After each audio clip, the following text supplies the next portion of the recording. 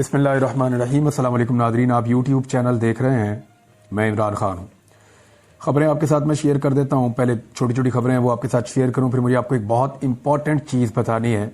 ये वो चीज़ है जो अभी शुरू कर दी गई है और आने वाले दिनों में इसको बहुत बढ़ाया जाएगा और एक नया प्रोपेगेंडा पाकिस्तान के अंदर लॉन्च होगा। वो क्या है, किस तरह किया जाएगा और उसको आगे कैसे लेकर चलेंगे, उसके लिए किस कदर इंटेलेक्चुअल डिसऑनेस्टी, उसको कहते हैं कि जी आप जो सोचे समझे अंदाज में, यानी आप जानते हैं कि जो आप बात कर रहे हैं ये गलत है लेकिन फिर भी आप बददियानती से उसको करते हैं। मैं वो चीज़ आपके सामने रखूंगा, लेकिन पहले कुछ खबरें हैं वो आपके साथ मैं शेयर करता हूं। इमरान खान साहब का एक स्टेटमेंट है जो छपा हुआ है एक्सप्रेस न्यूज़ पर। एक्सप्रेस न्यूज़ पे जो इमरान खान का स्टेटमेंट छपा है वो मैं एज इट इज़ आपको पढ़ के सुना देता हूँ। ये उनकी बहन जो गई थी मिलने के लिए, दोनों बहनें गई थी, उन बहनों से बातचीत करके उन्होंने जो बात की वो बाहर आके रिपोर्ट हुई है। इमरान खान ने कहा कि मदर ऑफ ऑल रिगिंग ये थी कि पार्टी को ख़त्म करना, बैट का निशान ले लेना, इंतखाबी जलसों तक की इजाज़त ना देना। मदर ऑफ ऑल रिगिंग बंद होनी चाहिए, दुनिया के सामने मजीद तमाशा ना बनाए, जिसका मैंडेट है उसको देकर अवाम की राय का एहतराम किया जाए। ये अपनी बहनों से, अलीमा खान से और उस्मा खान से मुलाकात में इमरान खान साहब ने बात कही है। उन्होंने मीडिया के सामने सारी बातचीत पेश की और उन्होंने कहा कि mother of all you turns ने, यानी इमरान खान साहब ने अपनी बहनों को जो बात की उन्होंने बाहर आके बताया कि इमरान खान साहब कह रहे हैं कि mother of all you turns ने वोट को इज्जत दो के बजाय बूट को इज्जत दे दी। मदर ऑफ ऑल सिलेक्शन ये था कि क्रिमिनल्स के केस खत्म करके बानी पाकिस्तान तरीके इंसाफ पर डाल दिए और 32 साल की सजा दे दी। और प्री पोल रिगिंग और इलेक्शन डे रिगिंग ये था कि अवाम और वोटर को अपने नुमाइंदे चुनने की इजाजत ना दी गई।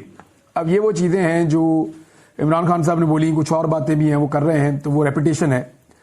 दूसरी खबर ये है कि उसी चीज के लिए खबरदार किया है बैरिस्टर गौहर साहब ने, जिसके बारे में फिच ने भी खबरदार किया। आलमी रेटिंग एजेंसी है, दुनिया की टॉप 3 एजेंसीज में से एक है। उसके अलावा आलमी इदारे भी कह रहे हैं, सहाफ़ी भी यही बात कर रहे हैं, जितने लोग इकोनॉमी को समझते हैं वो भी यही बात कर रहे हैं। तो बैरिस्टर गौहर कह रहे हैं कि फार्म 45 के तहत हमारी कामयाबी के नतायज जारी नहीं किए जाते तो IMF का प्रोग्राम मुतासिर होगा। अब वो ये क्यों कह रहे हैं, इसको आप समझिए कि पॉलिटिकली पाकिस्तान स्टेबल नहीं होगा। लोगों ने वोट डाला किसी और को और हुकूमत बन जाएगी किसी और की, यानी नवाज शरीफ को लोगों ने वोट नहीं डाला, वो बेचारे मुश्किल, PTI तो क्लेम करती है 17-18 सीटें जीते हैं, लेकिन मेरे अंदाजे में अगर वो बहुत भी जीते होंगे तो कितनी 30-35 जीत गए होंगे, क्योंकि उनकी तो हालत ही बहुत पतली थी। पाकिस्तान तहरीक इंसाफ की जितनी नशिस्तें छीनी हैं, PMLN ने टोटल इतनी जीती नहीं है धांधली करके। तो अगर किसी और की हुकूमत बना दी गई जिसको लोगों का एतमाद हासिल ना हुआ तो मुल्क कैसे चलेगा। जब इकोनॉमी नहीं चलेगी, स्टेबिलिटी नहीं आएगी, तो IMF का कोई भी प्रोग्राम होगा वो काम नहीं करेगा और IMF की कुछ शराइत होती हैं वो सख्त होती चली जाएंगी और आप उन शराइत का बोझ नहीं उठा पाएंगे। बहरहाल बैरिस्टर गौहर ने इसके बारे में स्टेटमेंट दिया है। बुशरा बीबी के हवाले से बार बार खबरें आती रहती हैं कि उनकी तबीयत ठीक नहीं है और उनको खाने में कुछ ऐसी चीज़ें मिली हैं जिसकी वजह से वो सफ़र कर रही हैं। तो इस पर तो अब गवर्नमेंट ही देख सकती है, जो मौजूदा गवर्नमेंट है या जेल की इंतज़ामिया है या हुकूमत को ये देखना पड़ेगा कि साबिक़ खातून अव्वल अगर ख़तरे में है या उनकी तबीयत ज़्यादा ख़राब है तो उनको मुनासिब तिब्बी इमदाद फराहम की जाए। और उसके अलावा उनकी एक दरख्वास्त भी पेंडिंग है कि हमें जेल में भेजा जाए, यानी मैं जेल में रहना चाहती हूँ, मैं बनी गाला के अंदर नहीं रहना चाहती, वहाँ पर उनको नज़रबंद किया हुआ है। अब इससे पहले कि मैं BBC की एक रिपोर्ट की तरफ जाऊँ, लेकिन मैं आपको जो इंटेलेक्चुअल डिसऑनेस्टी हो रही है पाकिस्तान में उसके बारे में बता दूँ। इसको शुरू कर देते हैं इरफान सिद्दीकी साहब के एक बयान से। इरफान सिद्दीकी ने क्या कहा। इरफान सिद्दीकी का यह कहना है कि 2018 में भी धांधली हुई थी, 2024 में भी धांधली होगी। उनका यह कहना है कि नवाज शरीफ 2018 में अंदर थे और उनका यह कहना है कि इमरान खान 2024 में अंदर है। उनका यह कहना है कि ये चीजें तो पहले भी होती रही तो आज भी हो गई हैं।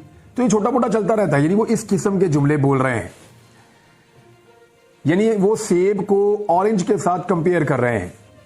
अब जरा कुछ फैक्ट्स मैं आपके सामने रखूंगा, ये प्रोपेगेंडा आने वाले दिनों में बढ़ाया जाएगा। आपके कुछ सहाफी भी अब ये कहना शुरू हो गए आहिस्ता आहिस्ता कि जनाब 2018 में भी हुई थी, 2024 में हुई तो क्या हो गया। तो जरा इनका फर्क आप जान लीजिए ताकि आपको आइडिया हो जाए कि वो किस तरीके से सहाफती बदयानती कर रहे हैं, इंटेलेक्चुअल बदयानती इसको कहते हैं, वो कर रहे हैं। मैं कुछ नुक्ते आपके सामने रख देता हूं। यानी नून लीग को धांधली करके हराया गया था, उनका ये कहना है। कितने ऐसे बंदे थे नून लीग के जिनको गायब कर दिया गया, जो मंजरे आम से गायब हो गए और वापस आकर उन्होंने कहा नवाज शरीफ बहुत गंदा आदमी है, हम नवाज शरीफ को छोड़ रहे हैं, वोट को इज्जत दो का बयानिया गलत है, लिहाजा हम नवाज शरीफ को छोड़ के पीएमएलएन के साथ हमेशा के लिए ताल्लुक खत्म कर रहे हैं। हमने तो एक भी नहीं सुना। हमने तो जब सुना वो यही सुना कि पाकिस्तान तहरीक इंसाफ ये स्टेटमेंट पिछले 2 साल से उनके लोग गायब होते हैं, आकर दे देते हैं। जीते हुए रिजल्ट्स इतने बड़े पैमाने पर कभी तब्दील नहीं किए गए जितने बड़े पैमाने पर अब नताइज तब्दील हुए हैं। यानी 2018 में ये कहते हैं जी आरटीएस बैठ गया था, लेकिन आरटीएस बैठने से आरटीएस के उठने तक नताइज का फर्क कोई इतना बड़ा नहीं था। 2018 के तमाम सर्वे ये कह रहे थे कि इमरान खान अक्सरियत के साथ हुकूमत बना लेंगे, वो सादा अक्सरियत ले लेंगे, उनकी पाकिस्तान में मेजॉरिटी आ रही है। तमाम सर्वे ये कह रहे थे, लेकिन इसके बावजूद इमरान खान साहब को सादा अक्सरियत नहीं मिली। और उसके बारे में इमरान खान साहब उस दौर में शिकवा भी करते थे कि हमारी कुछ सीटें ऐसी हैं जो हमें जीतनी चाहिए थी लेकिन हमें नहीं मिली, और कुछ जगह से उनको हैरत होती थी कि यहां से हम जीत गए। यानी उस वक्त भी इमरान खान साहब को ऐसे मैनेज किया गया कि कुछ भी करके सादा अक्सरियत ये ना ले सके और एक कमजोर हुकूमत बने। आज सारे सर्वे क्या कह रहे हैं? आज तमाम सर्वे ये कह रहे थे कि इमरान खान जीत रहा है, बड़े पैमाने पर जीत रहा है। यानी 2018 के सर्वे नवाज शरीफ को हरा रहे थे, वो हार गए, कोई अचंभे की बात नहीं थी। 2024 के सर्वे इमरान खान को जिता रहे थे, वो हार गए, ये अचंभे की बात है। ये अलग चीज है, ये 2018 में नहीं हुआ, ये 2024 में हुआ है। बंदों की वफादारियां तब्दील करना 2018 में नहीं हुआ, 2024 में हुआ है। नवाज शरीफ साहब जो गिरफ्तार हुए वो बदनामे जमाना केस था उनका, पनामा वाला, अकामा वाला। आज तक वो उसके जवाब नहीं दे सके, अभी तक नहीं दे सके।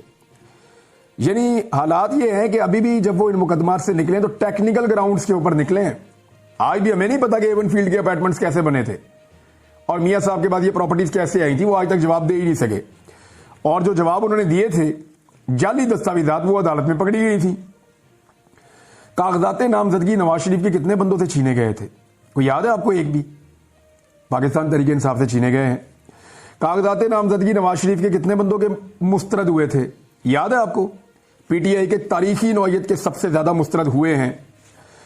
नून लीग 2018 में जलसे भी कर रही थी, जलूस भी निकाल रही थी, रैलीज भी कर रही थी, बैनर्स भी लगा रही थी, झंडे भी लगा रही थी और पोस्टर्स भी लगा रही थी। क्या ये तमाम चीजें पाकिस्तान तहरीक इंसाफ 2024 के इंतखाबात में कर सकी? नून लीग के तमाम लोगों को टेलीविजन के ऊपर आने की इजाजत थी 2018 के इंतखाबात में। सारे आते थे टीवी पे, अपनी बात करते थे, अपनी कैंपेन सामने रखते थे।